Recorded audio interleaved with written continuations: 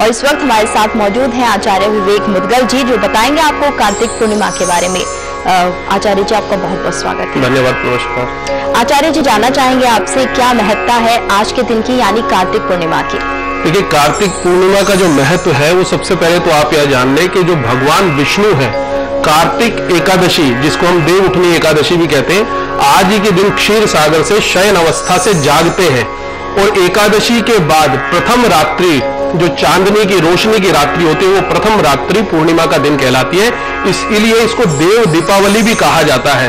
तो कार्तिक का जो महीना है, स्कंद पुराण के अनुसार भगवान विष्णु को सबसे अधिक प्रिय कहा गया है कि तिथियों में सर्वोपरि सबसे सुखदायी या सबसे पवित्र तिथि जो भगवान को प्रिय है वो है एकादशी, और पौधों में सबसे प्रिय भगवान को प्रिय है तुलसी, और ऐसे ही मास में कार्तिक मास सबसे अधिक भगवान विष्णु को प्रिय है। इसलिए इसी एकादशी पर, जो देव उठनी एकादशी जो 4 दिन पहले गई है, उसी एकादशी पे भगवान विष्णु जागते हैं और इसी दिन से हमारे यहाँ व्रत, त्योहार, पूजा पाठ, शादी ब्याह, सब जितने भी रीति रिवाज है, जितने भी शुभ मुहूर्त है, देव उठनी एकादशी से प्रारंभ होते हैं।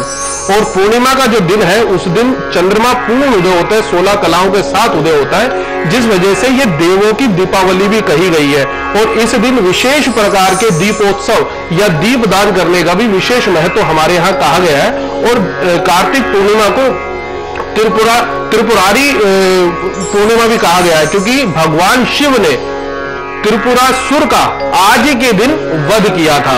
और शास्त्रों के मुताबिक वैदिक मान्यता है कि सृष्टि की रचना काल में वेदों की रक्षा और सृष्टि की रक्षा के लिए भगवान विष्णु ने आज ही के दिन मत्स्य अवतार धारण किया था। इसलिए आज का दिन विशेष महत्वपूर्ण माना गया है। आज के दिन हर प्रकार के कष्टों से मुक्ति मिलती है। जो आज के दिन व्रत रखता है या दान करता है या स्नान की विधि हमारे यहाँ बताई गई है, अगर आज के दिन विशेष रूप से पूजा पाठ का ध्यान किया जाए तो निश्चित रूप से हमारी हर प्रकार की मनोकामना पूर्ण होती है और करोड़ों जन्मों के पापों का संकट से हमें मुक्ति मिलती है। जी आचार्य जी, अगर बात की जाए पूजा पाठ की, तो किस तरह से आज के दिन हमें पूजा अर्चना की जानी चाहिए विष्णु भगवान की?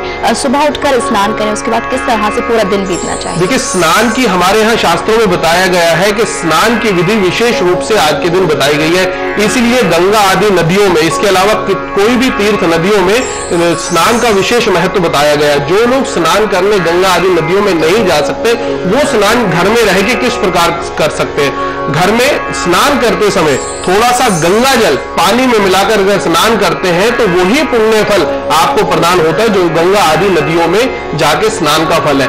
इसके साथ साथ सारा दिन आप करना क्या चाहिए? अगर हो सके तो आज के दिन व्रत रखना चाहिए।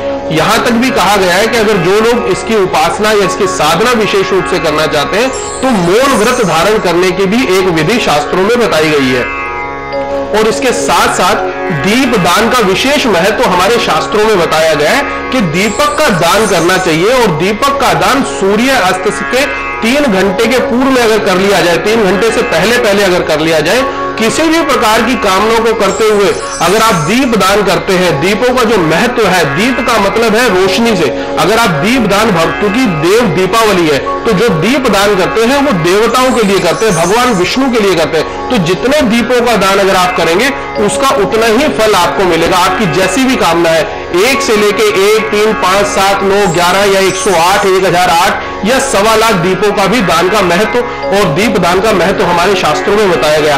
आपकी हर प्रकार की मनोकामना की पूर्ति के लिए आज के दिन विशेष रूप से दीपदान करना चाहिए। और दीपदान करने के लिए अलग अलग राशि वाले अलग अलग हिसाब से भी दीपदान कर सकते हैं, परंतु अगर कोई नहीं भी करना चाहे तो सिर्फ एक देसी घी का शुद्ध दीपक भी अगर जला देते हैं, उससे भी आज विशेष प्रकार के फलों की प्राप्ति होती है। जी आचार्य जी, जिस तरह से देखा जाता है विष्णु भगवान को तुलसी बहुत प्रिय है, तो कहते हैं तुलसी माता की भी आज पूजा की जानी चाहिए। किस तरह से विधि विधान होना चाहिए? देखिए, तुलसी माता भगवान, एक तो सबसे पहले भगवान विष्णु की पत्नी कही गई है और तुलसी का पौधा सबसे अधिक प्रिय है भगवान विष्णु को है। तो जब दीपदान किया जाता है तो दीपदान करना कहाँ चाहिए? दीपदान गंगा आदि नदियों पे किया जा सकता है, दीपदान किसी मंदिर में किया जा सकता है, दीपदान पीपल के पेड़ के नीचे किया जा सकता है, किसी तालाब के किनारे किया जा सकता है, और अपने घर की तुलसी या आंगन में भी दीपदान यानी कि तुलसा जी पे दीपक जलाया जा सकता है। और दीपक देसी घी का जलाना चाहिए। और अगर आप सिर्फ एक दीपक जलाते हैं तो वो खड़ी बत्ती का दीपक जलाना चाहिए। अगर आप एक से अधिक बत्तियों का दान करना चाहते हैं, यानी कि 7, 9, 11, 21, तो उसमें लेटी हुई बत्ती का ही विधान शास्त्रों में बताया गया है। ऐसे दीपों को जला के आप तुलसी माता का आशीर्वाद ले सकते हैं।